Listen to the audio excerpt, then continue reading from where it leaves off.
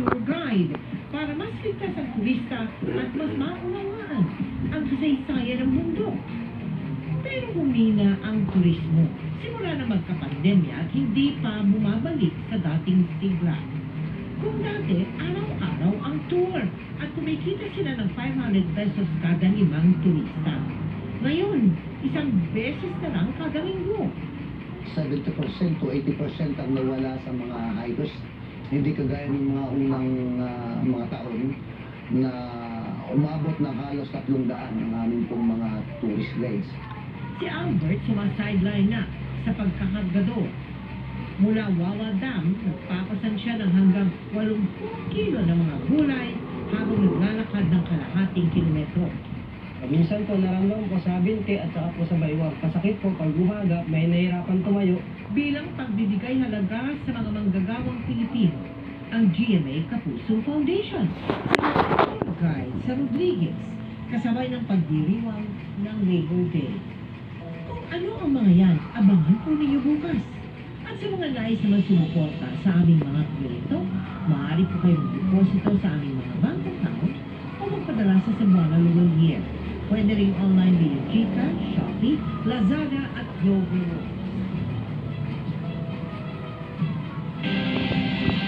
Nakatanggap si Vice President Sara Duterte ng summons mula sa Office of the Prosecutor. Ayon sa bise, pinahaharap siya kaugnay ng reklamong inihain ng NBI, kaugnay ng sinabi niya noong Nobyembre na pagpapapatay kay Pangulong Bongbong Marcos, First Lady at House Speaker. Nilinaw kanalauna ng bise na hindi ito pagbabanta, kundi bilang pagdidiin sa umunoy banta sa kanyang seguridad. Ang summons kinumpirma ni Prosecutor General Richard Padullo. Anya, nakaschedule na ang preliminary investigation sa May 9 at sa May 16.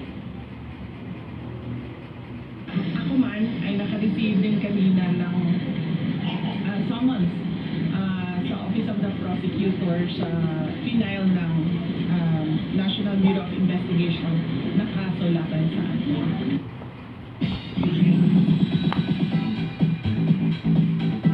Nakibahagi ang GMA Kapuso Foundation at GMA Sparkle Art Center sa isang proyekto na mamahagi ng gadgets, internet devices at training sa Marami.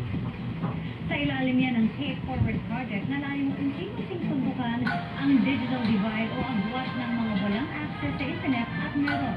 Napagkakuntuan niya sa pagitan ng Republic Asian Media at iAcademy.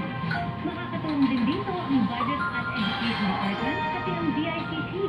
Kasama sa MOA signing para dyan na sina Republic Asia founder and CEO Brandon Lau, iAcademy President and CEO Raquel Perez-Gon, GMA Senior Vice President Attorney Annette Gomez, Sparkle First Vice President Joy Marcelo, at Budget Secretary Amena Bautista. Ang pagmamahal sa pamilyang Bicolano. Kapwating proyekto ng Bicol Saro para sa pinakamarikas na Bicol Express. Bicol to Quezon in just 1 hour. Bicol to Manila in just 3 hours. Bicol Saro. Ang party list na magtataon ng progreso para sa mga Bicolano. Dati niyo po kayo, bigyan ng imposibleng matcha. Hindi kaya ng Brand X, ang Ariel, kaya!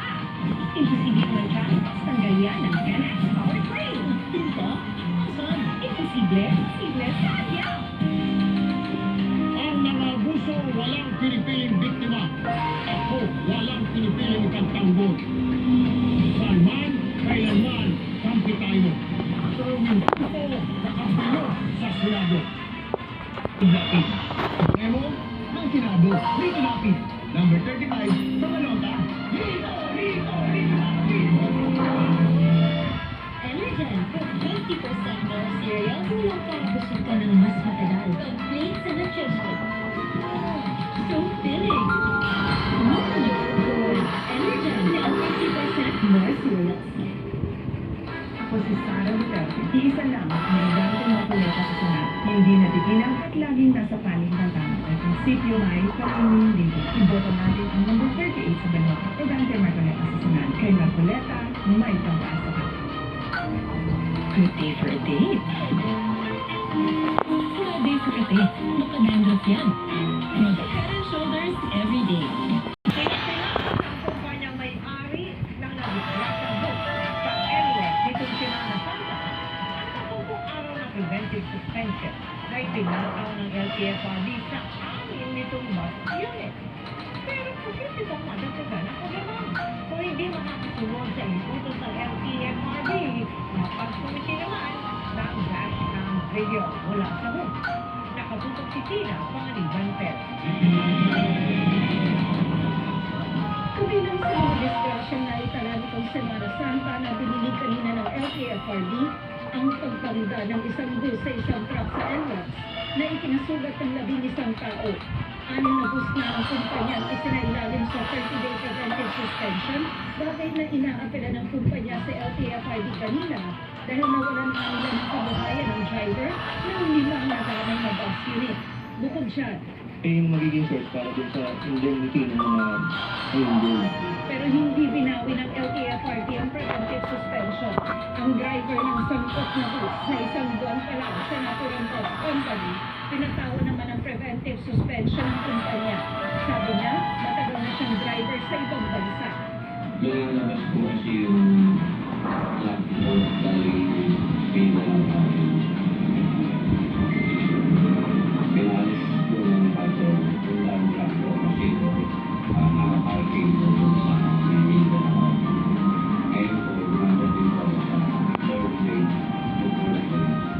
pagkatapos po nakita ko yung staff ng patalating kaya umiwas po.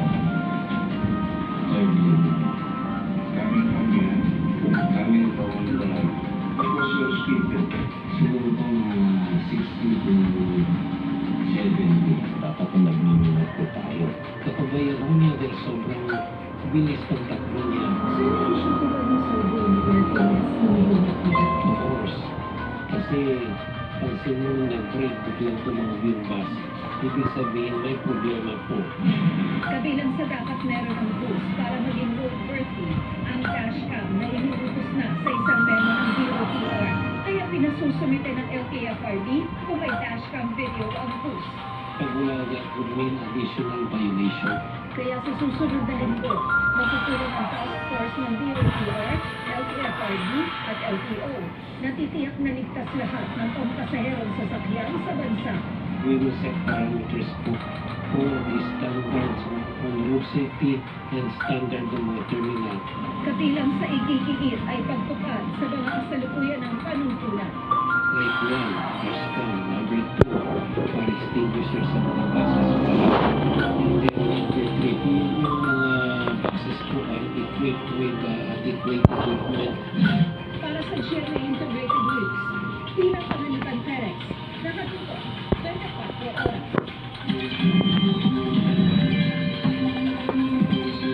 Kahit tag-init, nakaranas ng masamang panahon ang ilang bahagi ng bansa kahapon. Ganyan po kalakas ang ragasan ng baha sa bahaging yan ng Alamada, Cotabato. Dahil sa laki ng tubig, stranded ang ilang motorista. Ang pagtapon ng tubig kasunod ng matinding buhos ng ulan. Binahari ang ilang kalsada sa Iloilo kagabi dahil sa mga pag-ulan. Nasira at nahulog naman ang bahagi ng Kisame sa Kasasote. Ayon sa Pag-asa, posibleng dahil ito sa malakas na hangin dala ng intense thunderstorm. May tsansa pa rin ng mga pag-ulan bukas, base po yan sa datos ng Metro Weather. Maaring may pag-ulan sa Northern at Central Luzon, Mimaropa, ilang bahagi ng Visayas at Mindanao. May malalakas na ulan na posibleng magpabaha o magpulot ng landslide. Sa Metro Manila, hindi rin inaalis ang chansang magkaroon ng thunderstorm sa hapon o sa gabi. At dahil sa mainit na east release, maasahan hanggang bukas at aabot sa danger level ng heat index sa 17 lugar. Pinakamataas ang 45 degrees Celsius hanggang 44 degrees Celsius naman sa Metro Manila. Samantala, nag-dissipate o nalusaw na ang binabantayang low pressure area nitong mga nakalipas na araw. Pero sa latest data ng Pag-asa, may 2 panibagong sama ng panahon na posibleng umabot sa mga susunod na araw o Ay. linggo. Kaya patuloy na tututo. Nandyan na kaya? Sige. Nirepahan na kasi Okay. Reserve Purchase Agreement sa pagitan ng Pilipinas at New Zealand. Inaasahan pala na kasi nito ang ugnayang militar ng dalawang bansa na Australian Group. Sinaksihan ni Pangulong Bongbong Marcos ang paglata ni Defense Minister Judith Collins at Defense Secretary Guimo Teodoro sa Status of Visiting Force Agreement o SOFA sa pagitan ng Pilipinas at New Zealand. Di patiyak kung magkaka-access din ng New Zealand forces sa mga base militar ng Pilipinas tulad ng Philippine-US Visiting Forces Agreement na nilagdaan noong 1999. Pero inaasahan palalakasin ng SOFA ang ugnayang militar ng Pilipinas at New Zealand sa mga joint military exercises at security cooperation. It gives some certainty as to that legal status. We're increasing that activity to make our operability and interoperability much more enhanced. The more you trade together, the more trust and confidence is built. And this is not only for defensive purposes, but more importantly, since both New Zealand and the Philippines are in the ring of fire, it will help interoperability in terms of HADR between our troops. Maliban sa Amerika at New Zealand, meron ng katulad na kasunduan ng Pilipinas sa Australia na niratipikahan noong 2012. At Japan, ang Reciprocal Access Agreement o RAA, na hinihintay na lang maratipikahan ng sakay ng Japanese government na katumbas ng Kongreso ng Pilipinas. The agreement that we have with the Philippines is very similar to the agreement between the Philippines and Australia.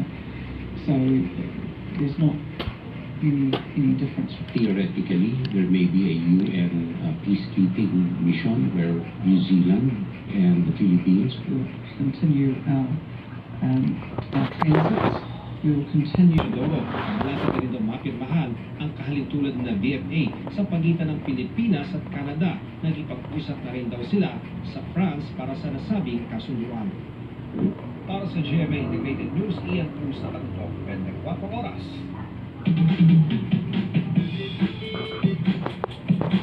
Magandang gabi mga kapuso. Ako po ang inyong Kuya Kim na magbibigay sa inyo ng trivia sa likod ng mga trending na balita. Nagulat ka ba kailan ng mga motorista sa Tansa, Cavite nang biglang nag-iba ang ihip ng hangin? Ano nga ba ang tawag sa malakas na hangin na bubit sa Tansa? Buhawi ba? Ipo-ipo? O iba pa? Naalarma ka ba kailan ng mga motorista sa Tansa, Cavite habang binabaybay kasi nila ang kalsadang ito? Ang grabe! Videohan mo! Videohan mo! Ano yan? May biglang namuong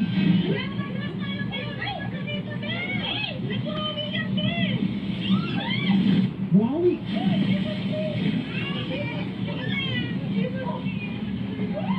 Sa kapan ng Aligabo, halos wala nang makita sa kalsada. Ang grupong ito mutik nang papatakbo sa tapon. Nahuli ka naman ng dashcam ni Kimberly ang pagsalubong ng sasakyan nila sa gupit na malalakas na hangin. Totoo naman kung mabuhangin ko talaga doon. Wala na talaga kami mahinay sa kapaturan. Sakali mo magkaroon ng downburst, ano nga ba ang dapat gawin?